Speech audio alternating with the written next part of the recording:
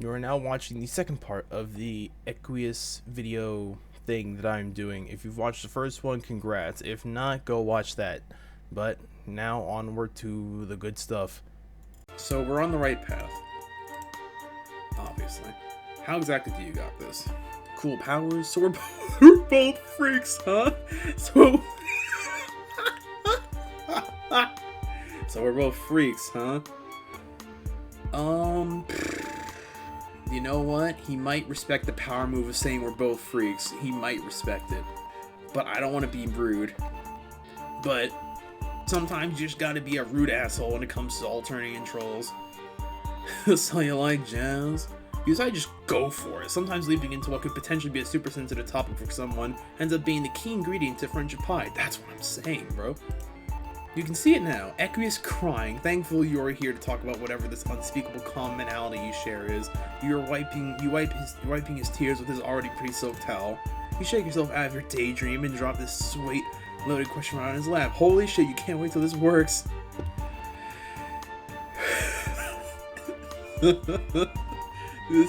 I'm gonna get my ass beat. Spoiler alert, it doesn't work. Excuse you? Speak for yourself, my standing is unblemished. Karkat is only comparing us in a way to further the ruse that he is removed from that particular category. It is a delicate social dance. Oh, okay, you're not really sure Karkat sees it that way, but hey, whatever works for them. Anyway, you know he was just yelling a lot about something that's not a big deal, as is his manner of showing affection, but you just thought he meant like the horn thing. The horn thing?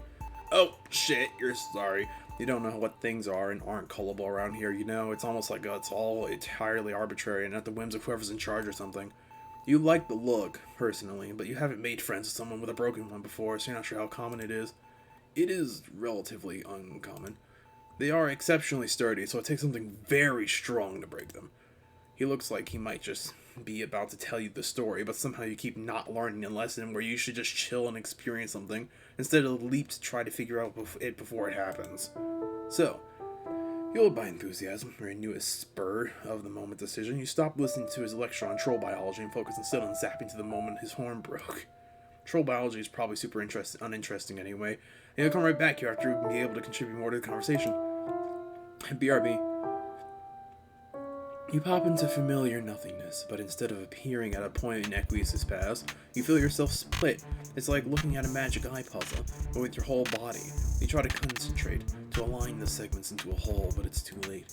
You think for a second it might be a cool new power, but it doesn't feel that different than before. Only just triple. It's like there's narrative precedent for this moment existing in more than one plane of truth. Unable to do anything else but sit there in space, contemplating this paradox, you watch. He looks a little younger, but not by much. He's beating the shit out of a robot, but it's not the same as it was when you saw it before, however briefly. Then his movements have been smooth, even in their rage, like he wasn't afraid until you showed up. Here in this weird half-present space, his movements are erratic.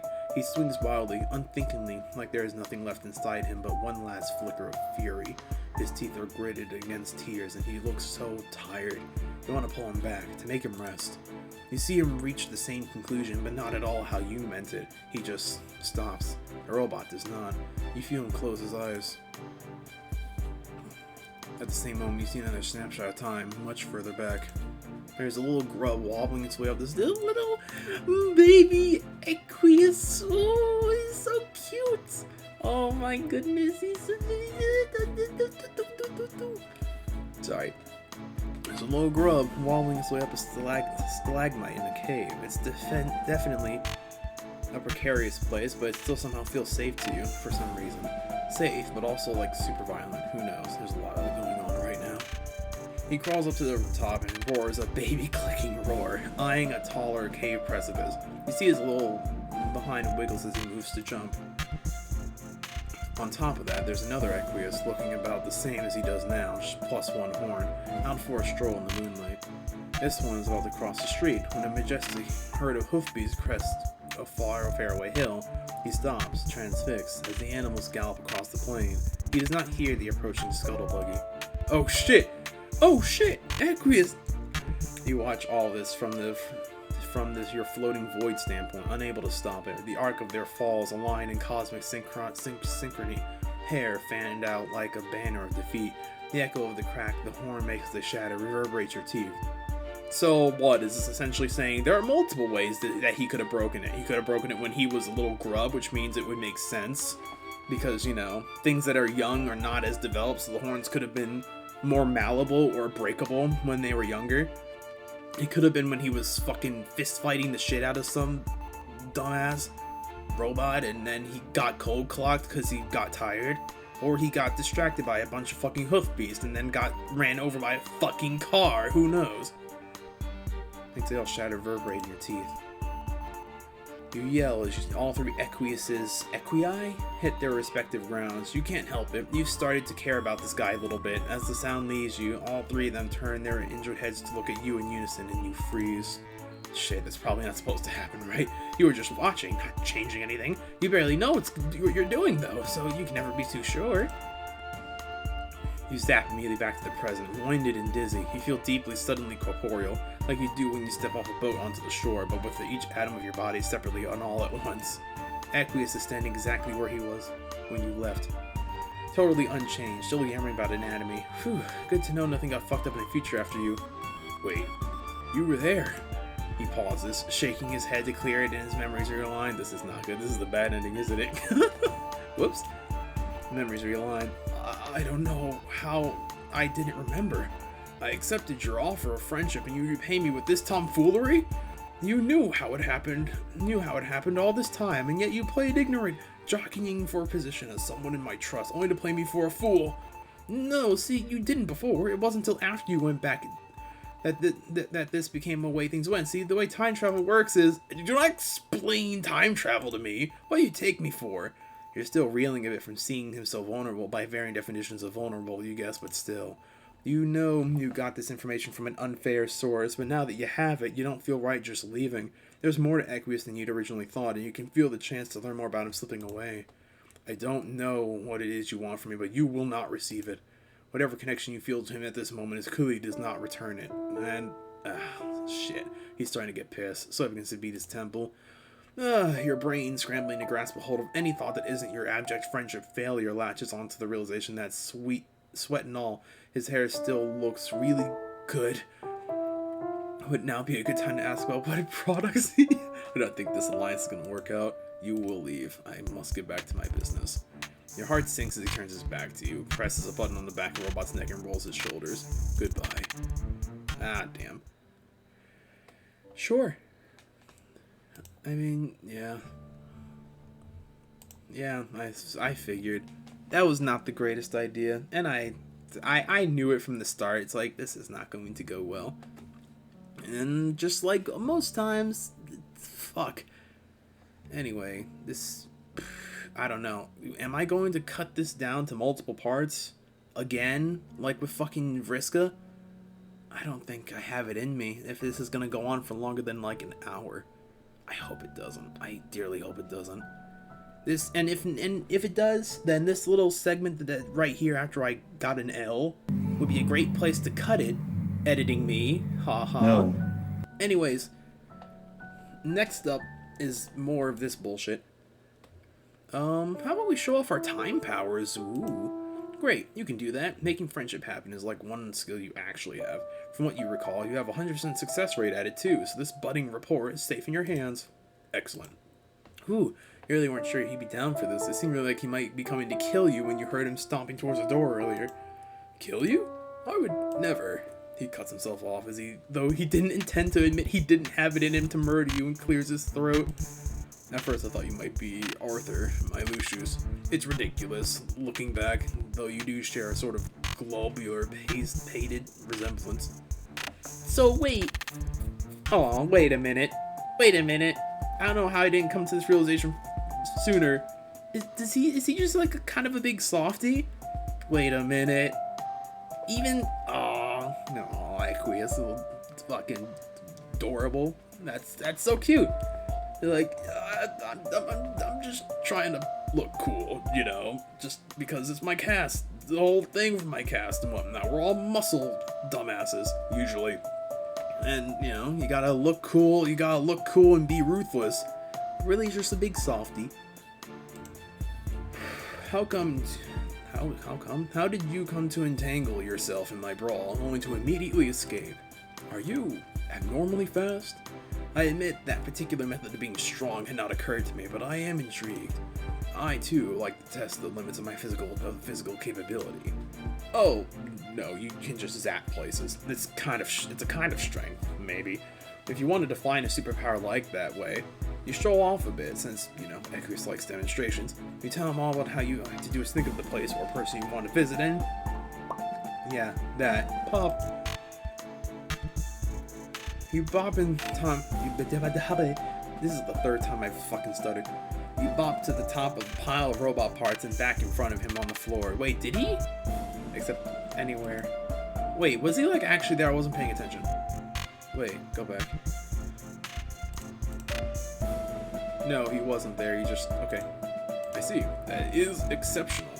He sort of just starts quaking gently, vibrating softly where he stands. He rubs his neck with his towel, but it's not really even sweating any more than he had been already. It's as though it's in his excitement he forgot to sweat and just dabbed the force of habit. Force of habit dabbing? Yeah. Is that a thing? Why are you even noticing this shit? Is it possible to bring along a pillion rider? A pillion rider? What, like zap a buddy with you? In answer, you extend an elbow from the grab. His whole body is vibrating.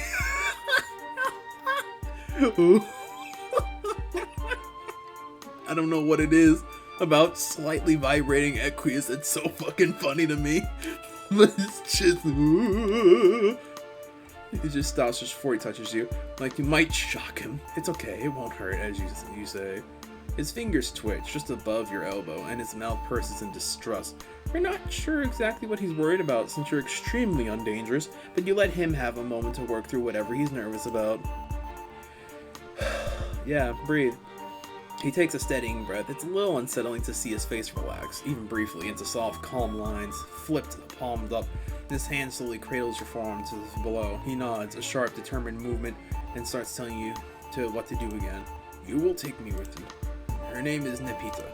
Do you require any other information, or will that be sufficient? That ought to do it. You haven't heard of her, and you don't think, but you feel an immediate surge of excitement about this little jaunt. It's probably mostly just the friendship thirst talking, but you can't help but feel like there's a connection that's supposed to be made, like it's something that matters. You zap away. The pleasant little cosmic slip and slide feeling when you zap around his jolt like you got yanked off the ride with a fish hook in your guts. Then you land back exactly where you started. That did not work. Did you mislead me? No, this should work. You're not even high this time. And as impressive as the strength of your power is, perhaps you need to apply more attention to the more intricate details involved. She is an olive blood, very short, and shamefully unkept. This information will help. You hope so. He's starting to look pretty tense, even with the fond lilt in his voice as he talks about his messy friend. You give it another whirl, and then you feel it, that same weighty glare on the back of your neck telling you where you don't belong. Fuck, you got zap blocked again! You will try again! Each word is grounded out one at a time between his clenched teeth. Blood trickles through the cracks in his bite and out the corner of his lips. You really don't think it's going to work, but Equius looks like he's a second away from losing his shit. So reluctantly you comply. Quit fucking trying to skip ahead. It's not going to work. As you hurtle through...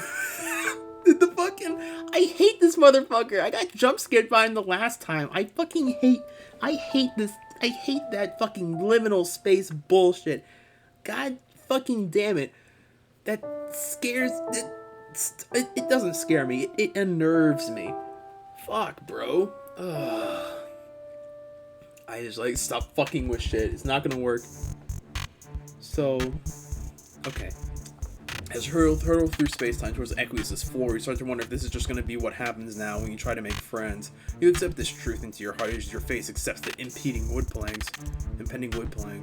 Equius lands on his feet a little ways away from you, his hands balled into fists, bellowing with impotent rage. He's not even saying words, just unleashing an agonized guttural wail. Whoa. He punches an already dead robot torso leaning against the bookshelf. In punctuation, he kicked its decapitated head, which explodes in a shower of bolts and sparks. As the dust clears, you see him dutifully wipe himself down with a towel, breathing hard. He seems to have worked his anger out, because he walks with purposeful grace, as though he learned it in Cotillion. What? Cotillion? Whatever, and sits next to where you're still sort of laying on the floor. You are both silent for a beat. Equius tugs at the lock of his hair, anxiously wrapping your eyes finger. His hands fall to his lap. I apologize for that display. The disappointment emotion is not my favorite. I feel better now. However, my Moirail lives very far away, so our paths have never been able to cross. Whatever force is blocking us seems to wield significant narrative power, so I will respect its whims as above mine in status. Wait, what? You know about narrative power? Hello? What? Huh? Oh. You kidding me? So now we're just like, yeah, wait a minute. What is Equius's class? He's not a time bound. He's not a space bound, because that's Kanea. He's not time, because that's... Who is that? Wait. No, that was Aradia. He's void! He's void. I forgot. Yeah, that's... He's probably... I don't know. I don't know how to make heads or tails of it. Whatever. So I respect his whims above mine in status. For now. You know, it happens. You're no stranger to the ups and downs of friendship. The trick is to know when to keep trying and when to fall back, no matter how futile it feels or how alone you are. Your morale is impressive considering your circumstances. That's probably mostly a compliment. You're not really sure. Your circumstances definitely feel like they could be worse. You are very sure of yourself. How do you manage this when you are the only one of your kind? Without a society to tell you how to act or feel, how do you know if you are living in the correct way? How do you know where you belong? Or if you belong? Fucking ouch. The desire to belong is a yawning wound in your guts, one that never seems to heal. You try not to let this rip too many stitches out of it. You never feel totally secure, you say. There's always fear. Are you kidding me? Are you seriously telling me that... I fucking hate it here.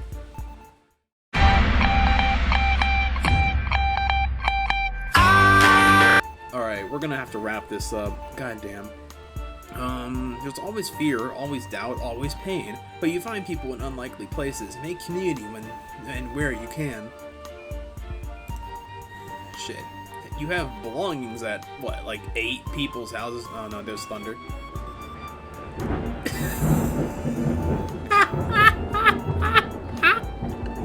Ain't no way it just said fuck your recording, buddy.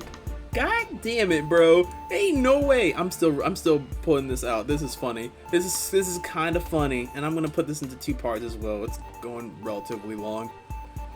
8 people's houses. It's not the same as having your own spa, but it's definitely something. You started off on the defensive, but you realize it's true. So, really, you figure you're still defining yourself by your relationships to other people, but that can come from a good place and not just a twisted and forced one. You get wanting to know you're doing something right, unlocking your own mentally devised set of achievements for that sweet dopamine rush, but leaning on a fucked up social system for direction and validation doesn't really help him, and it definitely isn't helping many others. You don't need that to figure yourself out. His brow furrows, and you can almost hear a couple of the 4,672 rigid barriers in his brain creaking open. It's not just other people, you think. You find strength in... strength! Is that right? In your own self, too. You met a lot of people and learned lots of ways to be, but you're still working on what that means for you. No, it is not right, but I appreciate the attempt. This type of understanding does not come easy to me, but I believe I am following. In my case, I have striven to locate and retool the edge of my own ability. Physical prowess is a relatively typical indigo trait, but I am abnormally strong. I have worked to hone it in an attempt to make sense of myself and why I am like this. Reigning in an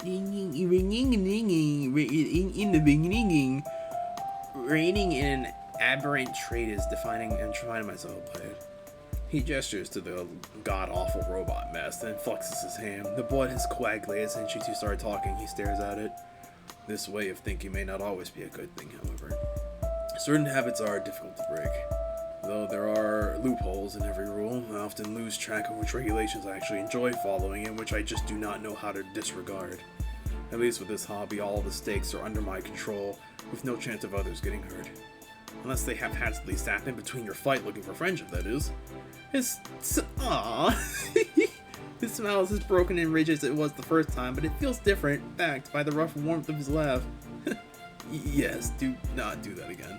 Next time you will zap to the front door and Arthur will let you in. Next time you think, and you smile back. Yay! Excellent victory! Yeah, that's nice. I like that. That was very cool. Alright, I gotta fucking wrap this up. Alright guys, I gotta wrap this up. I'll have to see you next time. Alright, no, I'm not doing that shit. I'm not. Okay, that was fun. That was fun. Nice and short. Hell of a lot shorter in comparison to fucking the 5-part extravaganza that was Vriska's bullshit. So yeah, thank you Equius for having it be very nice. Very, very nice. I love it. I love it. He was great. Love him. And I like the little fucking... Huh? Oh my god, bro. Okay, yeah. I keep hearing fucking doors closing, the rain, the thunder. It's time to end the fucking recording. Alright. If you like the video, like it. If you want to see more, please subscribe. I will hopefully keep doing more of these more frequently. Maybe you'll see some gameplay videos. Who knows?